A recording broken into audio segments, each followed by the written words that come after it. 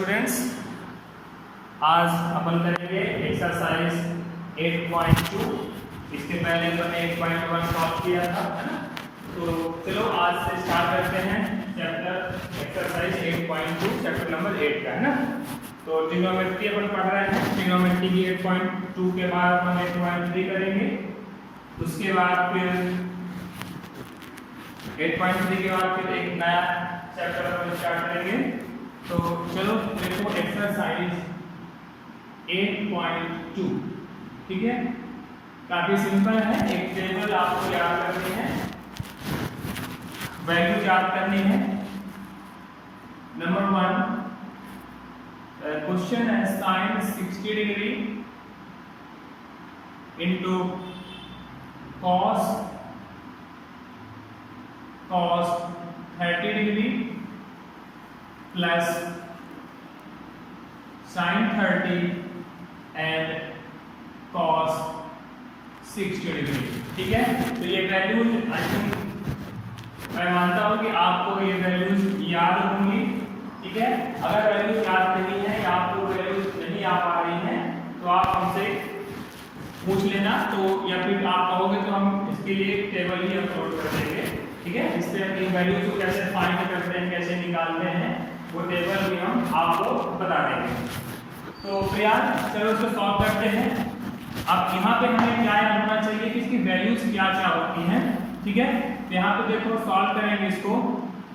Sign 60 degree, ठीक है। तो साइन 60 की जो वैल्यू होती है वो होती है √3/2, ठीक है। √3/2 इंटू cos 30। अब आपको ये पता होना चाहिए कि cos 30 क्या होता है। cos 30 भी होता है √3/2 प्लस sin 30 कितना होता है 1/2 और cos 60 भी होता है 1/2। ओके, नाउ आप देखो, अब इन दोनों का मल्टीप्लाई होगा √3/2 का √3/2 में √3 मल्टीप्लाइड बाय √3 कितना आएगा 3 अपॉन, अब 2 का मल्टीप्लाइड 2 से होगा कितना हो जाएगा 4 प्लस 1 का मल्टीप्लाई 1 से तो 1 एंड 2 2 जा 4 एंड देन टेकिंग एलसीएम कितना आएगा 4, एलसीएम होगा 4, फिर कितना आएगा 3 प्लस 1 कितना हो गया 4/4 कट गया। वैल्यू कितनी आ गई, वैल्यू आ गई 1, ठीक है। तो इस तरह से वैल्यूज को पुट करके टेबल देख करके अपन कर सकते हैं। एग्जाम में जाएंगे आप तो पहले आप एक टेबल आप जरूर बना लीजिएगा इसकी, है ना।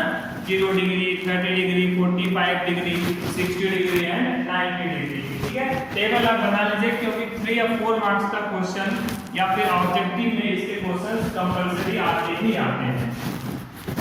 चलो अब नेक्स्ट क्वेश्चन देखते हैं। Question number 2 and question number 2 is 2 tan square 45 degree plus cos square 30 degree minus sin square 60 degree, ठीक है। ये टेबल नंबर 2 है, क्वेश्चन नंबर 2 है, सॉरी। बस यहाँ पर भी वही करना है, टेबल को देखना है, टेबल को बनाना है, या प्रैक्टिस आप कर लोगे ना तो आपको वैल्यूज याद हो जाएंगी, ठीक है।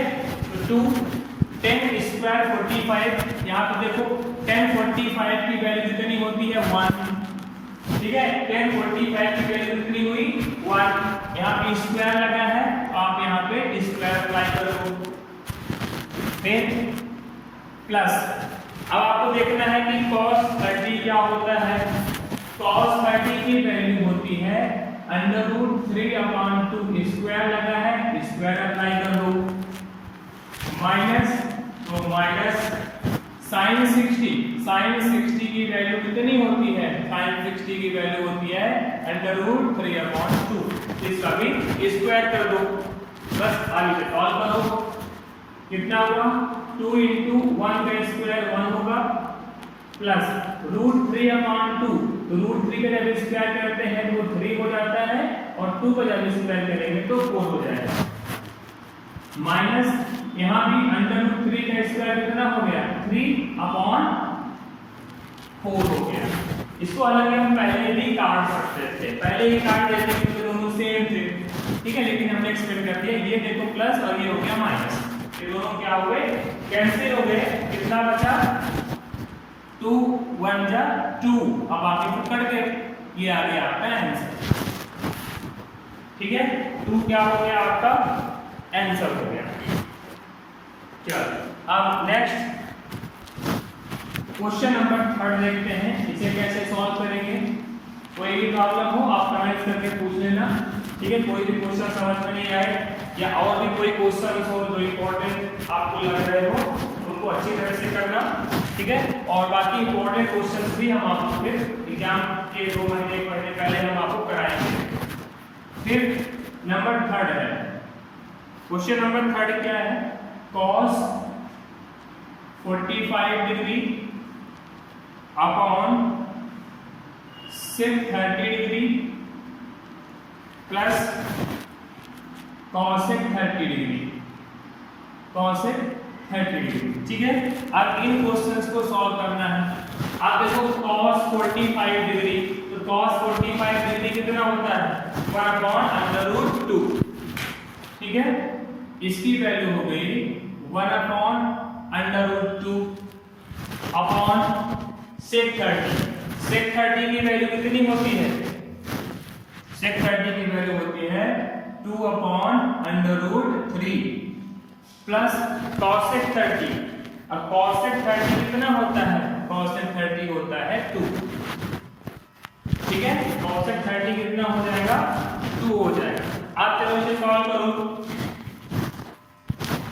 इक्वल टू 1/√2 अपॉन, यहां पे ध्यान देना ये जो डिनोमिनेटर है, कुछ लोग क्या करते हैं 2 में 2 को ऐड कर देते हैं, है ना, बट यहाँ पे ऐसा नहीं करते।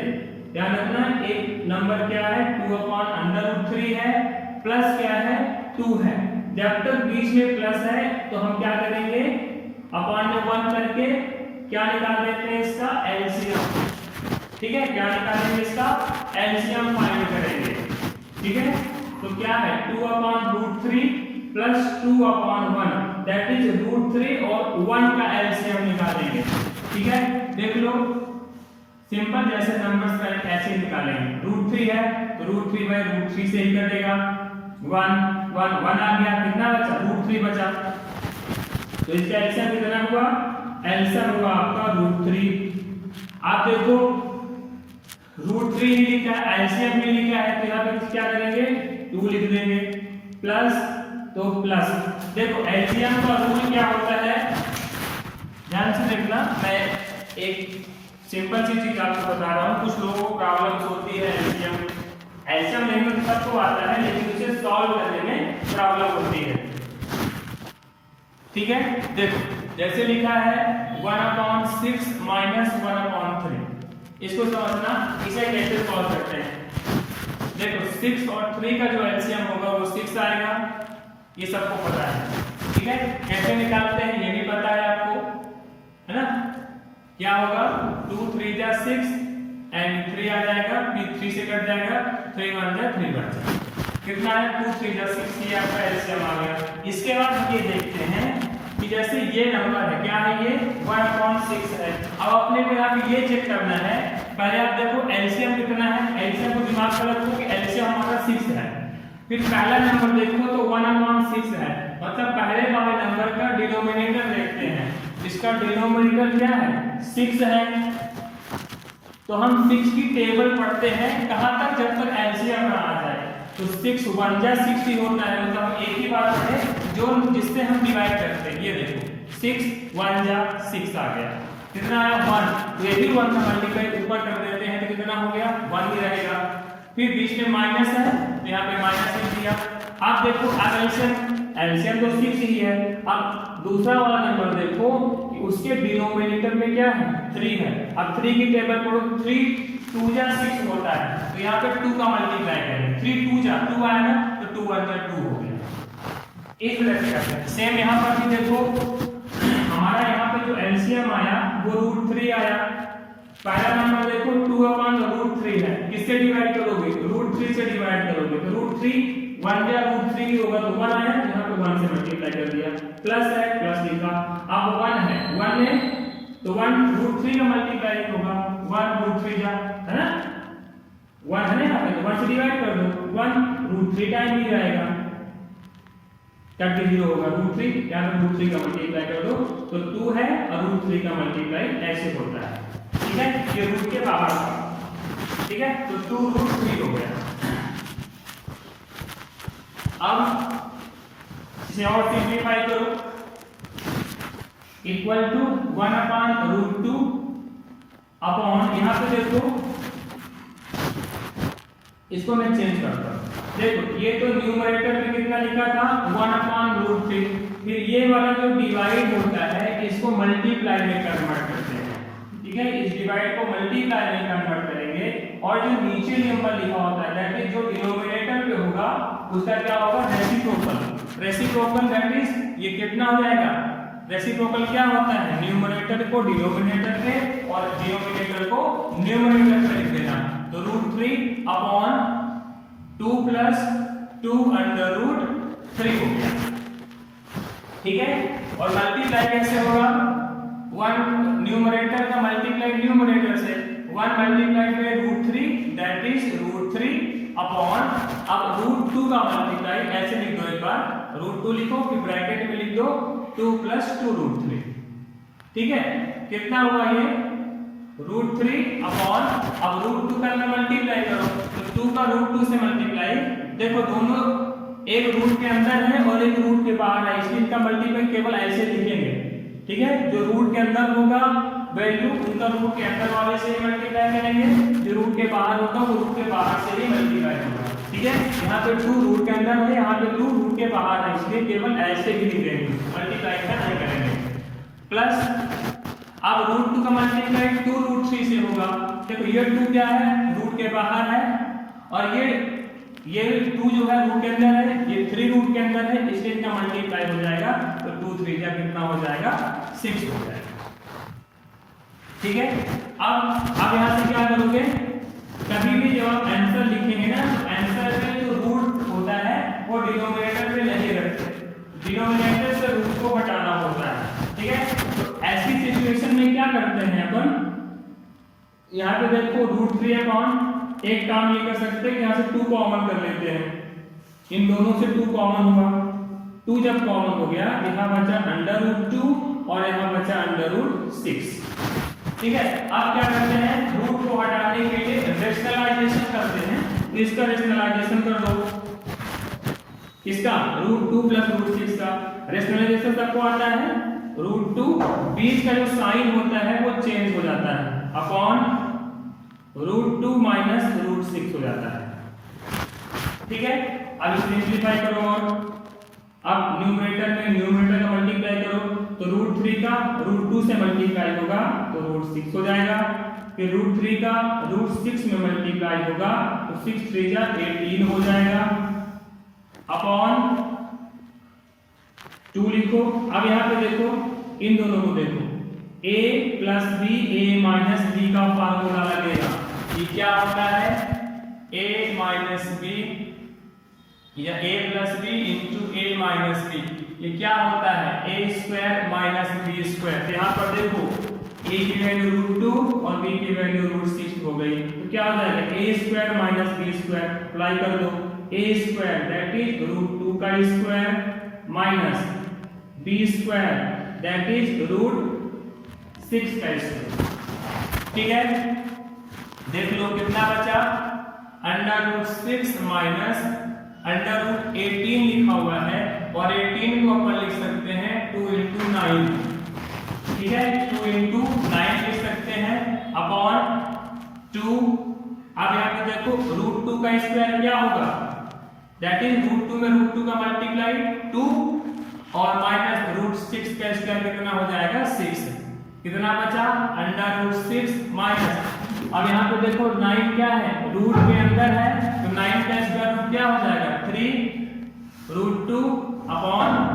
2 यहाँ कितना बचा -4, इसको लिख दिया -4, कितना हुआ √6 -3√2 अपॉन 2 इंटू -4 कितना हुआ -8 हो गया, ठीक है -8।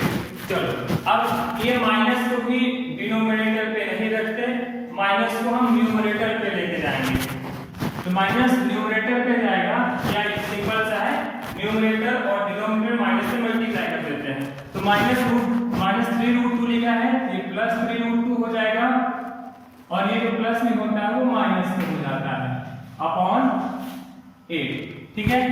ये क्वेश्चन सॉल्व हुआ, बाकी जो क्वेश्चंस है वो हम नेक्स्ट वीडियो में करेंगे, ओके। तो कोई डाउट होगा तो आप हमसे पूछते रहना, चलो ठीक है, थैंक यू।